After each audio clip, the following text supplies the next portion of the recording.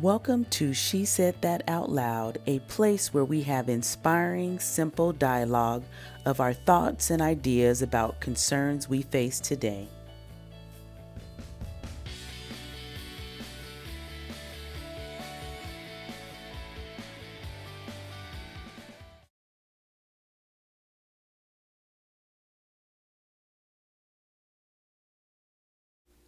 Up next, a conversation with Lauren Antoinette, founder of Black Cosmos Society and CEO of Wondrous Occasions. Peace and blessings, everyone. This is Lauren Antoinette, and I am here with Amina. I am here to talk about vision boards today. A little bit about myself. I am the founder of the Black Cosmos Society and CEO of Wondrous Occasions, both in alignment with the forward movement of African descended people through socialization, connection, and just generally enjoying one another's achievements. I believe in vision boards, law of attractions, different things, and I want to see Black people come together with one single agenda, and that is to be Black first. To not focus on whether or not we have different religious affiliations, different political alignments, but just learn how to sit in a room for once and be the one thing we're always having to meet, which is being Black and together. And we see what comes out of that. All right, you heard it live from Lauren. She is a powerhouse. Yesterday we had a good conversation. Actually, it was a workshop, vision board workshop, and we talked about a lot of different things. We talked about mantras, which there's stigma around mantras, especially people of different religions. They look at mantras as if it's what is sacrilegious? Buddhism or something. And it's none of those things because anything could be a mantra. Exactly. Talk about that. So a mantra really is basically a frequency, an utterance that you continue to say, whether it's words, a phrase, a lullaby, or something like that. And it's something that you reiterate in your day-to-day life, whether you're at church or you're at a meeting or you're dealing with a difficult situation or you are praying or you are meditating. It's something that you repeat that is powerful and spiritual, provoking. It comforts you and makes you feel good. And we say it so much in our day-to-day life, but so many people think that, oh no, that's only tied to that, so I can't do that. And I'm like, well, history tells us there's a lot of things that we thought at one point weren't good for us, and now they are. Right. So why aren't we willing to accept some different practices? There's thousands, millions even of people around the world that use mantras, and it's not just tied to Buddhism or people. A lot of times in the Christian sector, they think meditation is evil. And I'm like, well, where is all of this based from? Well, I don't understand where it's based from either because it clearly says that Jesus meditated. Right. But see, we pick and choose what we want to hear. Oh, yeah. You know, a lot of times, I was raised Christian and I still consider myself a Christian. But I do believe that this current day of European Christianity that we've been fed is just gentrified African spirituality. And I think that the way for Black people to move forward is for us to start to recognize that and start to go back to putting the African back in the spirituality that they've taken and regurgitated and tried to mess with. You know, people say, oh no, Jesus wasn't there in Africa. I'm like, the contrary, yes it was. Study to show thyself approved, to quote the Bible, yet it can't. Mm-hmm. But Egypt is in Africa. Egypt is in Africa. They found ancient manuscripts from Ethiopia where the Bible was transcribed in their native language. Even Queen Amuratori, who is a Candace or a Cushite, she was a queen, and she allowed her subjects to travel to study these things. So for you to say that we got that out of slavery, no. We got this European, twisted, gentrified type of religion from them. But we've always been attached to the source. And African spirituality has always been home. And I think a lot of us have been searching for something because honestly, if what we're doing now, if it's the right way, then how come we don't all feel like we're in the right place? Are we supposed to just accept the fact that our place is secondary, sometimes even third? No. I'm like, why not go to something that takes us from being marginalized, takes us to being center? And I don't see how that can be a bad thing. And people say, oh, that's evil. I'm like, the only thing evil is worshiping bad or worshiping bad doing, if you will. That's not at all. Meditation, vision boards, mantras, it's all about growing. And it's all about you connecting with yourself. Exactly. You connecting with the source within you. Yeah. So how can that be bad? It can't be bad. It's not bad. No. It's you learning about yourself. And we're not realizing we use mantras like we talked about in the workshop. We use mantras every day. Sometimes they're negative, sometimes they're bad. But like when we say, oh, I can't do that. That's a mantra. We say that to ourselves a lot, you know, or no one will accept it. Or I don't know if I should be doing this. That's a questioning mantra. So every day you're waking up questioning what you bring to the table is a value. And they're planting those seeds. Exactly. And they don't even realize that they're attracting that negativity is because that's what they're repeating, that mantra, in their heads every day. Yeah. Just like people will say, oh, I just have bad luck. Don't say that. Then you will. Now you just brought back luck to yourself. Now you bring it, because you're telling yourself every day that nothing good is going to happen to you. No, say, you know what, I have good luck. I'm going to, every morning, if you wake up and you feel negative, say to yourself, I'm going to have good luck today. That's now your mantra. Change the narrative for yourself. Because, you know, we spend so much time trying to give things to everybody else, but eventually you will deplete yourself and then you won't be of help to the people that you care about. So you first must take care of self. You have to. Self-care. Self-care is important. And we need to take it past. You know, self-care has been around for a long time. And everybody's saying you read book, take a home bath, have a pamper day, light your sage. And I'm like, that's great. Keep doing that. But let's take it a step higher. Let's start meditating. Let's start making those mantras positive. Let's start saying, I'm going to be my best self today. I'm going to vibrate higher today. I'm not going to allow negativity in my day. I am capable of all things that I take on. I'm abundant, I'm confident, I'm inspired. Let's start changing that conversation. That's the power of a mantra. And it keeps you going. Yep, that keeps you going. And one thing about meditating, because a lot of people say, I can't meditate. I don't know how to do it. I mean, everybody knows how to do it. It's just a matter of taming the animal. It's, you know, when you want to get up, if you want to get up and walk around, you have to tell yourself, no, we're not getting up. We're meditating, and you go back to that mantra. So whatever that mantra is, here's an example. I will vibrate higher. I will vibrate higher. I am enough. I don't know, whatever you want to say. Yeah. You just bring yourself back to the mantra. Every time your mind starts to wander, just bring yourself back. And saying that, taming the animal. saying that I can't meditate, that's still a negative mantra. And it's like, well, we're so comfortable with the thing. People wonder why they feel a certain way every day. And I'm like, you should accept it. All of these negative mantras.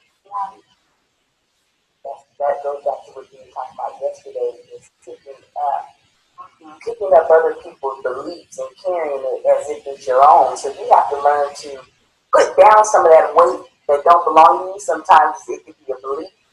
It could be anything. It could be the way you speak, just the I can'ts and all that stuff. Put that down. That don't belong to you. That belongs to somebody else. You have to change your mind and create a new life. Yes. A new person, a new personality, actually.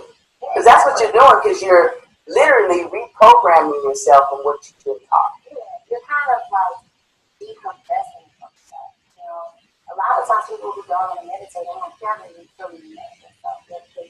If you don't want to sit alone with yourself for 5 minutes, watch what anybody else wants. You know, That's a good point. when I mentor women in different relationships, they're like, I can't find someone, I'm looking for a partner. And I'm like, you don't even like being with yourself. So you expect someone else to like something that you don't. And like, you haven't learned to love yourself. We take a lot of things from childhood. You know, maybe you grew up in a household that wasn't extremely encouraging. Maybe you were never allowed to finish a sentence. So now we have a problem finding our voice. And we're sitting in a pew trying to figure it out, but we're not really doing it the right way. But African spirituality teaches us that true growth and attachment to the divine comes in 2 ways. So prayer is you talking to God.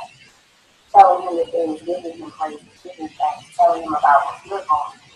But it's meditation when God speaks. It's when you tap into the part of you that has been inside of you. Because our soul, the blueprint of our soul, is an imprint from God. So if you're only praying, you're only doing half the time. Right. You need to hear an answer, and it's that small, still voice, that small little, or it can even be an image. Yeah. That may flash across these Different things. It can be different things. Yeah. And so that's why people, when they push against the whole, I don't even watch, I don't even meditate, and I'm like, well, but obviously they're saying, obviously you're not tapping into something, and you're looking for something. So why not try something new? You know, we always hear people quote the definition of insanity, which is doing the same thing over and over and over again and expecting a different result. Well, if all you're doing is going and praying and sitting in the queue, you can do a breakthrough in 20 years. Don't you think that it's time for you to elevate? Right. Still continue to do that. You know, sometimes you guys want me to leave fine. No. I want you to add to yourself. I do not require anyone to decrease, but I do expect you to increase. You know, I want to see you become the best version of yourself, and you do that by tapping in and connecting with you. And people out there are scared of that. Well, if you're tapping into the unknown, they're tapping it almost makes you wonder, do you want to know who you are? Some don't. Some people are afraid. Some people are worried about what they're going to face. So, like you said, we live with accepting negativity. So they want to stay in their comfort zone. They think they're comfortable, but they're not really. You know, if you're having to rely on alcohol to get through the day or pills, or you're constantly, like, I know one person that said they were praying like literally almost every day.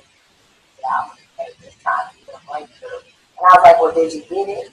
No, and I'm really discouraged. I'm like, well, did you just sit for a minute and let God work? Let him come in and talk? I don't know how to do that. Okay, well, see, we need to be seeking that out so that you can get a breakthrough. You know, increase yourself. Learn how to talk to others about it. You know, and sometimes we do need help along the way. Like, I encourage a lot of women to do therapy. You know, a lot of men as well talk about, talk with yourself. How often do we just sit and have that conversation? When people are asking me what is meditation, like, meditation is so many things. You know, it is listening to yourself. It's talking to yourself. It's exploring your thoughts. You know, you can even do motion. You know, you need to be in motion and nature. But just making sure that you're controlling your mind instead of letting it control trying to listen. So I feel like a lot of people just rest in the negativity of all they know. You know, we've accepted things like, oh, well, that's just how it is. Take control of your own things and decide what you want to do. What do you want your life to be? How do you want your household to be run? How do you want people to interact with you? We also accept other people's behavior that makes us feel negative. And I'm like, you don't have to accept that. But you have so many things in your life that have told you can. You know, and a lot of it does stem from our childhood too. Oh yeah, I think it does. It stems from our childhood, so most people aren't used to it. They don't even know that there's anything wrong because that's their normal. Yeah. And we need to change what our mind is about. And change is inevitable. And change is good. But we fear so much. Like, no, this is all I know. And I'm like, but you know that you could be so much better. And you're like living in a state of accepting pain and sadness. And you don't have to. I went to a book club, I think it was about, a few weeks ago, and we were talking about Byron Katie's Loving What Is book. And one lady in there, she said, I like the way it feels. That's the way, when you are not feeling good about a situation and you're stressed out, that don't feel good to me. Right. She likes the way it feels. So I think there is a group of people that like the feeling of that negativity, which is interesting to me. And that's what when we talked about defenses. That's a good thing. That's a good thing. I don't think they really do. I think it's what they know. So they made a home out of it. You know, like someone who just raging, angry all the time, always got something negative to say. If that's all they've ever been, they don't know anything else. You know, and they don't want to change. They're afraid of that, so they say that defense. I like the way, I like this, I'm fine with how you see it. Really? Yeah. I'm like, if you're fine, you should be in a better state of mind. Right. Yeah. You should be in a better state of mind. Perfect, right? If you were happy with it. And do you really want to be perfect? That's boring. That's a challenge to me. I'm like, perfection is scary. I'm perfectly fine with God. If he wants to have all of that to himself, he can have it. And there's so many people that is striving for perfection. They're striving for people to accept them. Yeah. And they're not even who they want to be. They don't even realize they're not who they should be. Or they don't even realize that they're not being themselves because they created this facade. They're wearing this mask. I think it's Paul Laurence Dunbar. He has a book, a poem called "We Wear the Mask." We wear the mask that grins and lies. It hides our cheeks and shades our eyes. And most people are walking around with masks on. They don't want you to know who they are. They don't want to know themselves. They don't want to see themselves. They don't want to take the mask off. They don't want to see their own face. They fall in love with the facade. And we do that a lot. Like, what do we say? Fake it till you make it. I don't want to fake it till I make it. Right. but it gets back to us learning how to love our scars and love the fact that we're not like. I like that I'm not perfect. It takes a burden off of me trying to be. I'm like I tell, because people are like, oh Lord, you have it together. No, I'm a mess. Child, I have battles every day. But I get up and I strap on my armor and I'm willing to take it up. I'm like, and I make myself a priority. And is that difficult? Yes. And I think that's something that people are afraid of. Like, what will change in my life if I start prioritizing myself? There will be changes because if you've lived a life where you constantly been trying to please other people, or accommodating other people, yeah, or living with negative mantras and switch. Oh, there's gonna be an issue. Oh yeah, because they're gonna be wondering what happened, what's going on with you? Like something's wrong because you're no longer. Say, for instance, you're a mom and you're the one who's picking up the kids and doing that, and you say, I'm not picking up you, pick up the kids, I'm going over here and I'm going to go get a massage. Mm-hmm. You start doing that once a week, it's going to be an issue. Oh, yeah. And that's what people are afraid of, the disapproval of others. But if you're firm and solid in yourself, then it's okay. If you feel how you want to feel, I'm going to do what I need to do for me. I had a friend that went on a journey for 2019, and she was extremely an accommodator. Like, at the end of it, I was like, you're going to love my life. And so she was like, I'm going to spend this year prioritizing myself. When I tell you this woman's like, and it got rough. It got rough. Oh, God. That's growth. Growing pains. But now here we are a year later, and now she couldn't. But she had some of her lowest moments just trying to make herself a priority. She had family members that were telling her that she wasn't supportive enough of them, that they didn't know what she was trying to do. They thought she was selfish. No, they're selfish for not allowing her to make herself priority. And that's what I had to ask her. I said, so think about what they're saying. People are literally coming to you and saying, hey, I know that you literally gave me everything that you have for these past 20 years, but now that you have decided to make yourself a priority, I'm upset about that because I still want to be a priority over yourself. So I didn't think about that like that, but that's kind of what they're saying. They may not realize that that's what they're saying, but that is. And so I said, just keep pushing. You know, she got 6 months into it. She had friends that she thought would always be there that fell off. Well, they needed to fall off. Exactly. That's what it sounds like. And I said, but that's not real friendship for someone to sit there and be like, I need you to not grow in order for us to remain friends. Oh, yeah, that is definitely not, that's not a friendship. And I'm like, and that's what that friend is telling me. I said, so, gotta let them know. You talked about 2020. You know, changes, transformational relationships. They're 18 years. 18 years, I lost a friendship with 18. 18-year friendship had to let it go? Because Talk about that. I thought it was an 18-year friendship, but I realized that the last 12 of that friendship, I was being a friend, but I wasn't getting a friend in return. You know, she was going from crisis to crisis to crisis, making crisis. I'm giving advice. She's doing the opposite. I'm still listening to it. And she became a very bitter person. I tried to encourage that. I would sit up and make lists of stuff I could do to help encourage her, sending her books, different things like that. And I started noticing, like, she's not really trying to be better. But you know what? I'm her friend. It's my job because I'm a loyalist, you know. And I'm like, I have to stick with her no matter what. You know, that was my mindset.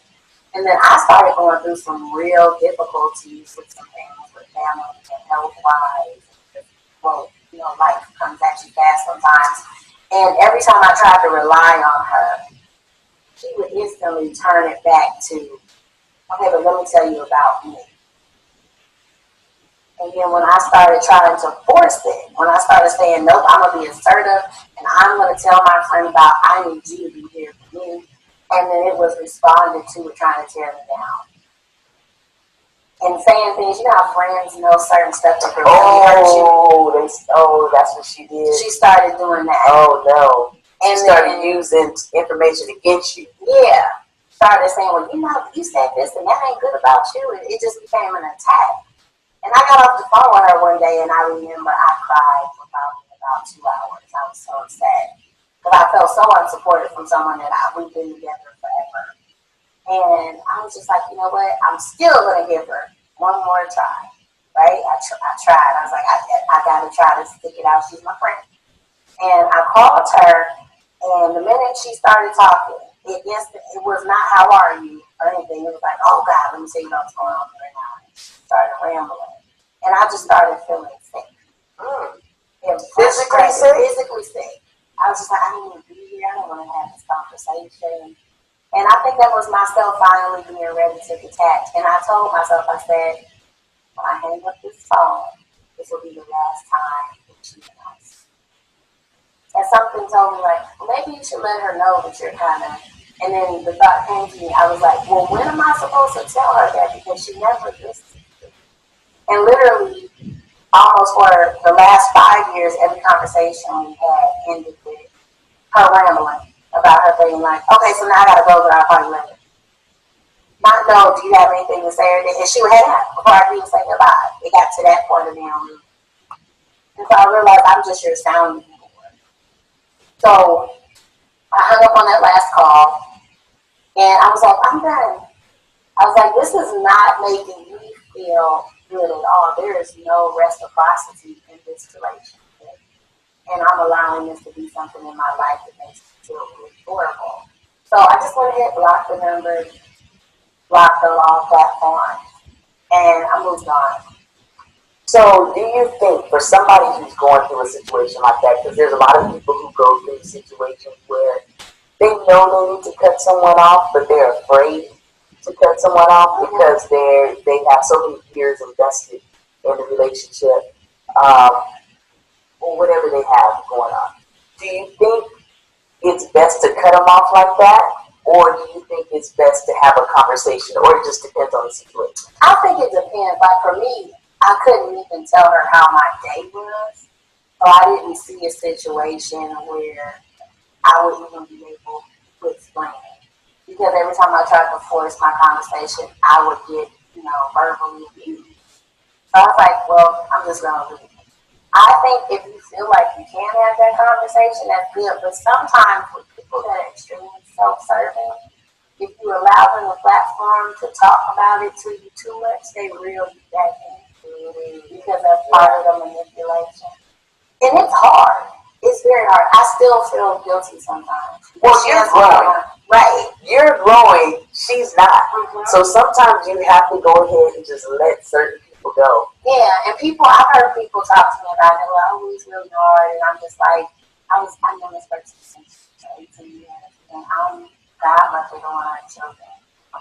So it was very hard to walk away. I was like, I did. You're the godmother? I'm the godmother. So is the child old enough to be able to reach out to you? No. Oh, okay. And that hurts. And I mean, not like godmother just in name. I mean, like I actually was there for the dedication and the whole thing. And I had to meditate on it. And I said, you know what? If the child reaches out to me later, I will be open to that. But I'm going to have to play my role as godmother from afar. Godmother is supposed to be somebody that's spiritually bound over the child. So I just add that child to my prayer and meditation period and, pray for and surround them and that they're strengthened and protected. And if God sees fit to put me back into that situation, I'll accept it. But I had to make what was best for me. And it kills me. It kills me that I had to, but I can't take that verbal abuse. And I was just like, I don't think that was my plan to just be treated so hard. No. No. But it was hard. Yeah, that's I can see how that. And I'm willing to accept how she may feel about it. And I think that's another thing we worry, like, how will they respond? They might hate you. They might talk bad about you. They might tell other people how horrible a person you are. But you have to be willing to accept that. Like, whatever you're going to say about me, you're just going to say it. You're just going to say it because you have to put yourself first. Yeah. And you just have to respect their perspective. I'm sure she probably was calling my phone and sending text messages like, she's really not responding. What is happening? Confused. I'm sure there was a period of confusion and probably a period of anger. And then it was probably a period of, hopefully, reflection where she's like, did I run her away? Did I make her? But she's got to do that journey on her own. By herself. Yeah, there's nothing. Yeah. She's going to have to figure that out on herself. And it's in a reflection. Uh-huh. Way. Yeah, I hope she does. But I can't. Not in 2020. Not in 2020. We're focusing on something new. You see, I got my 2020. I see. I love the 2020. I got it from Serve Fresh, so I ordered that online. So 2020 vision boards. Let's talk about vision boards and what they are, because some people they don't even know what a vision board is, or they have some kind of belief about a vision board, and all it's, you're just simply putting your goals in living color, on a paper so you can visually see it every single day. Yeah. But it's no different than a journal. It's just you're actually seeing it. Yeah, because I've heard people say, like, oh, vision boards don't make any sense. And I'm just like... Well, they think it's witchcraft or something like that. I don't know, which doesn't make sense to me. I'm like, I have reiterated everything. So I'm just like, we walk around every day and we see vision boards. They're called advertisement. Yes. Because that's the vision they want from you. Yes. They pay a model. Programming. Yeah. They pay a model to take pictures, to put on big billboards. We live in Vegas, so we're overly saturated. Oh my gosh. All of those are considered vision boards. And yeah, it is programming. So why not program yourself? Program yourself. You have dreams and visions and aspirations. So vision board allows you to go find images and words and things that represent your vision for yourself and put it on a board and have it be a physical manifestation of your goal. And people are like, oh, I can't do that. That's just so silly. And I'm just like, when you're sitting in the pew and you're looking at the building sign that we're raising by, whatever, the good old building. That's a vision board to me. Because you're watching it go up. And you're watching it change. Goals, You're being told this is our goal. I'm like, that's a vision board. It is. Because you're seeing whether it's true or not. Right. I'm talking about the financial offering board. I don't know. We ain't gonna go there. We ain't gonna go there. I have been places where it has been true. I have been places where it has not. But people just have such resentment towards seeing things that are for themselves. And I'm just like, why? It's a vision board. You're just putting stuff together. I don't want to put the name. Okay, well, write something. Write it down. You can do it. Put it in a journal. Yeah. Write the vision. It's like one of the most popular things that people like to look at is Instagram. we now as adults are more interested in scrolling through pictures because the average attention span is now 7 seconds or something like that. But those are all photographs of people's images that they created to tell you how your life should be or how great they think their life is online. Online, we don't even know if it's true or not. Right. And I'm just like, but you're okay with all of that going into your iPad. But you're not okay with controlling and putting images on a piece of paper that represent what you want for yourself. It's literally changing the mindset. Yeah. I mean, people really need to change their mind. Change how they don't even realize that they're putting themselves on the back burner. Yeah. And my vision board has helped me. I've done a vision board since I was 8 years old. And it has always helped me visualize where I'm going. It's made me feel better when I look at it. Like, oh, I'm doing this. That's going to be me. You know, I always put something in the center of my vision board that represents myself and what I'm trying to do. One day I did a poem. It was a poem I heard that just stuck with me. And so I put it on my vision board because I wanted it to represent my whole, you know. So I tell people just add things on there. Like my spirit animal is a butterfly. I use it for my company logo and everything. I just thought yesterday, I said, I want to play around with the manifesting. Oh, I'm going to manifest a butterfly. Mm-hmm. So you like butterflies, and I was in South, and then I seen a butterfly. I love them because they represent this transition. You know, that like a caterpillar pretty much spends their whole life in preparation. After people realize that every time you see a caterpillar, it's actually preparing to become a butterfly. They spend their whole existence from birth to the cocoon, to select things to help you scientists survive the cocoon. And that's their whole life. I'm like, can you imagine, like, that's your whole life is prepared for one of the hardest transitions ever? You know what's crazy? That transition is hard. It's a struggle for that butterfly to get out of that cocoon. So if you're transitioning from one period of your life to another period, that lets you know it's not going to be easy. When you're transitioning, moving to the next level, and people don't think about that. That's why I put butterflies on every vision board I had has a butterfly. And I just scatter them around my whole vision board. You see, my whole house is covered in butterflies. Because I always want to remind myself of the transition. And that no matter what period I'm in, I'm supposed to always be prepared. Oh, that's good. I like that. It's always going to be a change coming, no matter what.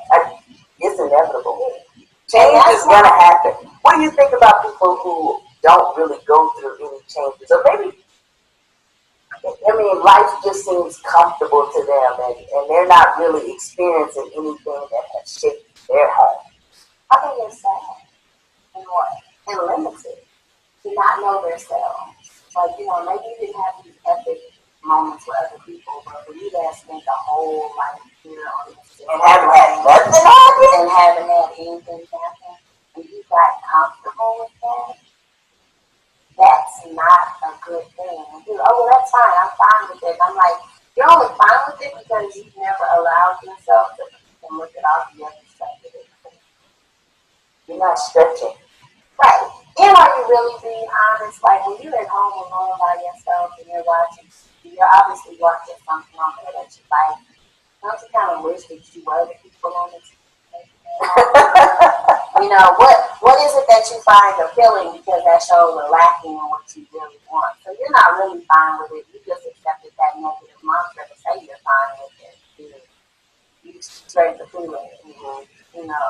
Right. You chose to go back into the matrix, and it's like you could have been so much more. And that's sad for people who, you know, just live their life going through routine. It's a routine. Wake up, brush your teeth, go to work, pick up somebody or wherever, go do, I don't know, whatever you normally do, come back home, go to sleep, then go do that same thing over and over and over and over and just waiting back. Yeah, and your only entertainment is probably the people at work. And that's it. You know, they're like, that's what I want to do, and I'm just like, I'm like, to get back on the spiritual set, you're a violation. But that's not what you were saying. Like, we weren't saying that just sit. we were sitting here to learn something. Everybody on the planet has a purpose and thing that they were supposed to learn while we're on this physical plane. But this is just one experience, and that's what people forget.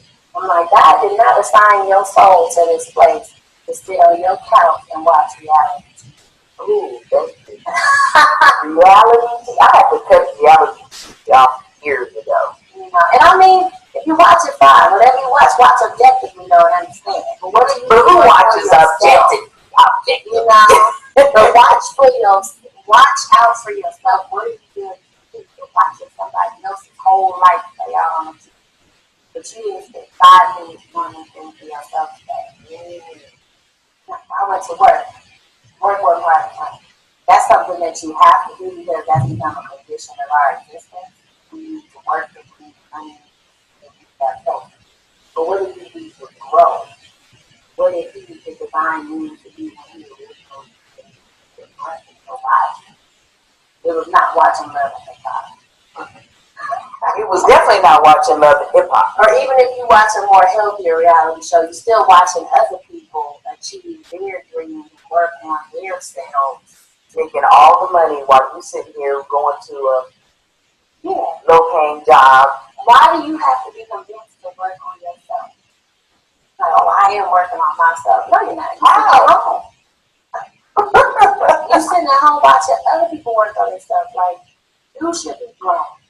You should be pushing yourself and getting ready for your next transition. You definitely should be in a different place next year than where you were last year. If not physically, because people measure by material things, measure by where you are spiritually, mentally, emotionally. Are you dealing with things in 2020 the same way you dealt with them emotionally in 2019? We should be changing, we should be growing. I know people that are 40 years old and they're still dealing with stuff that's like the emotional level of a 22-year-old. Well, I do too. I mean, I know people who've been doing the same thing for the last 30 years. The exact same thing. Like when you go to visit them, they live in the same wherever they live at. It could be living with relatives or whatever in the same back room, and it's just like it's 30 years later, you still living in the back room talking about the same conversation that you was talking about when I came to visit you 5 years ago. I mean, what do you think about people that's definitely people that they're not grown. No, and they try to say that they're exempt, but they're not because you're talking about all these things that you could have did and could have did. So obviously your brain is still trying to tell you, hey, we're not living up to this potential that we want. You know, so it's pushing yourself. And I think people have to get around other people that can help push them up.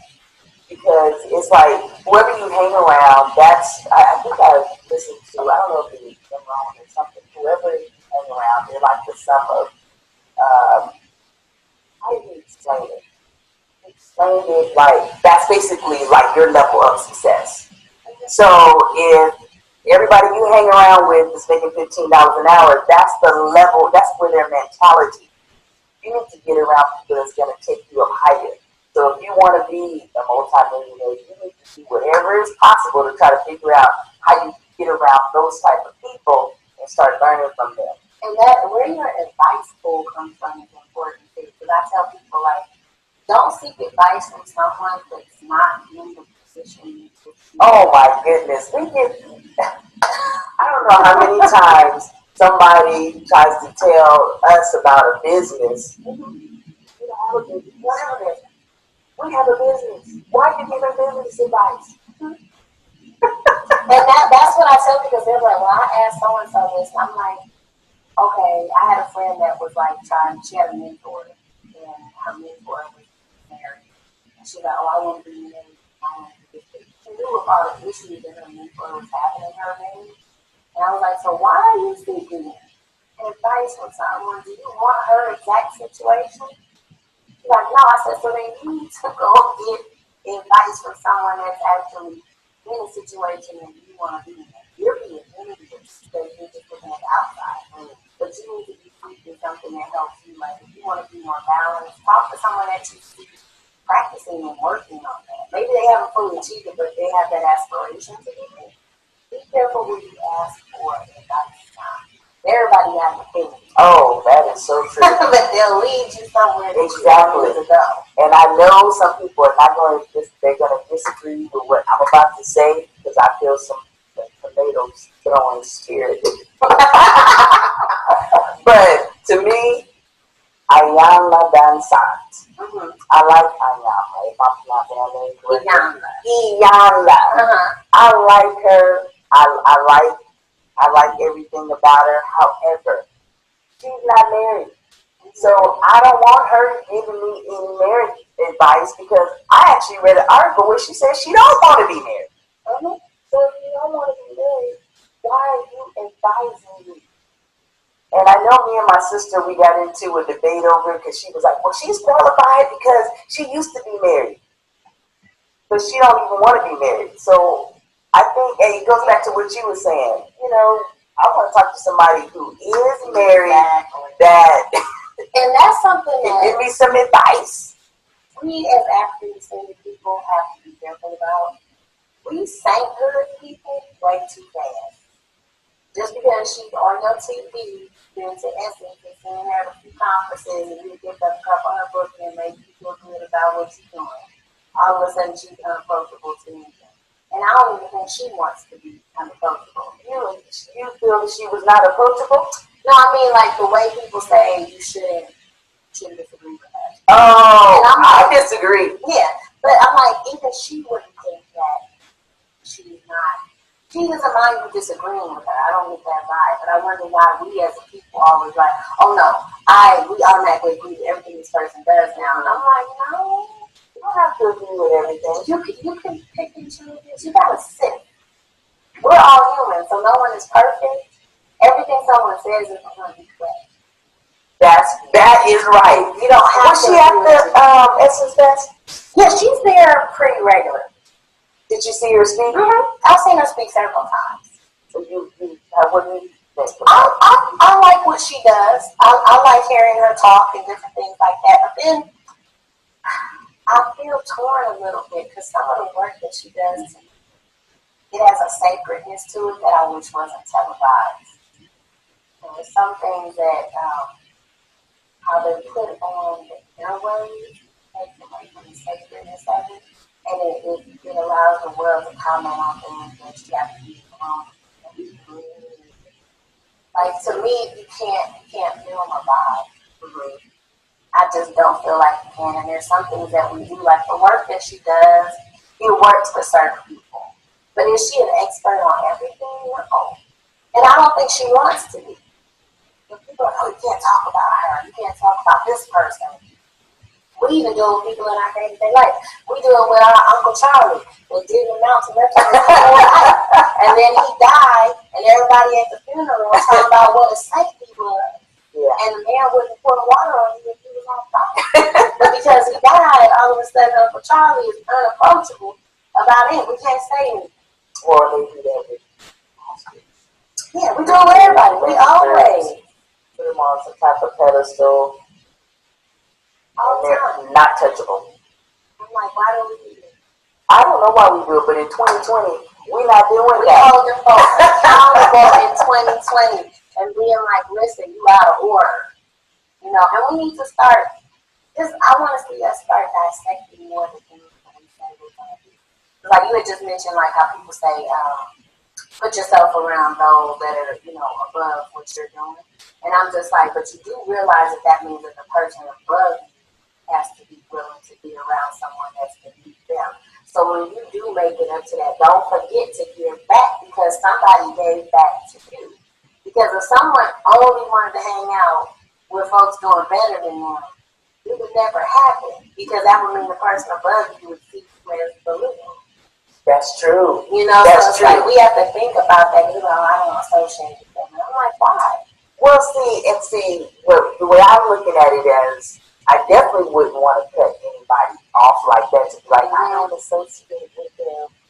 But you do get to a point in life where you do, like you did, you have to cut some people off because you realize that they're not growing at the same rate you're growing.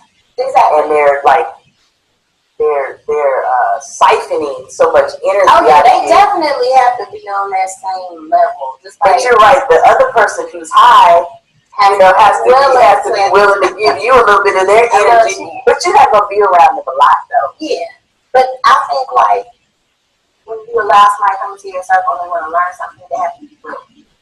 You know, like I have people approach me running the Black Cosmos Society. Oh, I really want to be with the Cosmos Society, and I'm like, okay, well, why? What is it that you want to do? If I see something in them that I feel like is contradictory to the community we're trying to build, like you can't come up in the group calling women a bunch of thieves and all of that. We're not gonna have that. So if that's your mindset, you're not ready to be with us yet. But keep in contact with me. Grow, put some effort into you, and then when I feel like you can come in and add to the community and not take away, then we can be in harmony together. You know, and some people are like, well, that's wrong, you should let everyone. I'm like, no, You have to be careful. I'm gonna hold you to a higher standard. Anyone that wants to be a part of this movement, I'm gonna hold you to a higher standard. Like I want you to know that I have more aspirations for you. I had a young man apply. I always do an interview with every one of our members. I had a young man apply. And I always send a text message before I call for the intro interview, like, hey, it's now a good time, Mrs. Lauren, you know. And what happened next, I was not prepared for it because it hasn't happened to me since I was in my early 20s. I had a young woman call me back, irate from the moment I answered the phone. There was a lot of cussing. She demanded to know who I was while I was calling her man. And I was like, oh, what are we in? I'm too old for that. I'm like, what are we in now? You know, and I was like, I let her finish. And so I was like, ma'am, I said, can I speak, sister? She was like, go ahead and say what you got to say, because I need to know who the F you are. I'm like, okay. I said, first of all, so I explained to her who I was and why I was calling. I was like, no disrespect. I said, that's why I sent the text message. I was like, you applied to be part of this. You know, and she was like, oh, I don't know if that's true or not. I said, okay. I said, well, you know, I'm going to go ahead and get off the phone. I said, but I am going to, before I leave, you allow me to share just a little bit of knowledge with you. I'm not trying to be offensive in any kind of way. And she said, what? You know, just still very. And I said, if you have to do this, there's something going on with you. And I hope you grow from it. Because having to monitor another person's phone, that's not a sign of a healthy relationship. And I wish someone had told me that at your age. No shade. Just saying. Well, thank you very much. I'm like, okay. And I got off the phone. The young man called me the next day. He said, I'm sorry, my girlfriend is very controlling, very insecure about things. And, you know, that's why I'm just with these young dudes. And I just got to get me an older woman or something. And I was just like, so sir, let me stop you there. I'm not going to be able to extend your membership. I said, but there are some things that you need to grow. So there's some men in the community that I referred her to. Like, call him, you know, and get that together.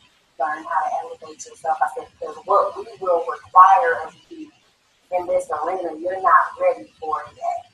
Based off of the interaction with your partner and based off of the language that you wow. I said, that's not, we're not going to be able to move forward with that. I said, but I really seriously want you to reach out to these phone numbers I've given you. I've already let them know to expect your call from texting them as we talk, and I hope that you will get some growth in your life and you can come and be, you know, bring some to you. But we did it on a good note, but rather than me just being like, no, you're not good enough, I ain't calling you back, I took that time to be like, okay, so let me tell you where we're having a conflict. Because at the end of the day, it's my job to protect the community. And you can't run that. No, not that kind of energy. Not that. You got some growth to it. And you are really sacred about the people who come in your space. Yes. I mean, you were like, you have your rules. And you're like, I have a certain kind of energy here, so if you come in with drama, I'm not dealing with it. You can come around here. And how do some people react to that? Some people get upset. Sometimes we battle with folks and we have a conversation because I'm willing to have a combo with anybody. I'm like, we can dig into it if you're really willing to go there. But like I tell people, before we go there, I did you. So if we get into a convo about how you feel about something I did, then we're gonna have to also have a convo about why you feel that way. And I'm gonna need you to come with backup and explanation. And are you willing to go there? Because some people ain't willing to have that much of a conversation. Because I ask a lot of deep questions when I have one-on-one. I had a young lady that was upset about me not allowing her to bring her husband, who was a Caucasian, into it. And I said, well, this group is just for African descended people. So I want he's married to me, and, and I'm like, and I respect that. And I can give you several names of groups for that. That's fine. I'm not judging you on what you do. To share your life with is completely different. But what we're trying to build here is different. And she goes, I don't understand that. And I said, so would you feel the same way if you joined an all women's group? Would you rally for him to join that? What was her response? Well, no, that's totally different. I said, okay. I said, explain to me how it's different. And she thought, well, that's gender. Okay, but explain to me why it's different. She thought, well, I just did. I said, no, you didn't. You made a statement that we both know to be true. That's not an explanation. I said, I told you before we got into this conversation, I was going to hold you accountable to give you philosophical reasons. Okay, we both know that that's gender. That's a true statement. That's not in question. That's not philosophy. So that's something we already know. I said, I think that part of the reason you're struggling is because you have made a choice in your life and you want to try and make yourself feel better about it by demanding acceptance of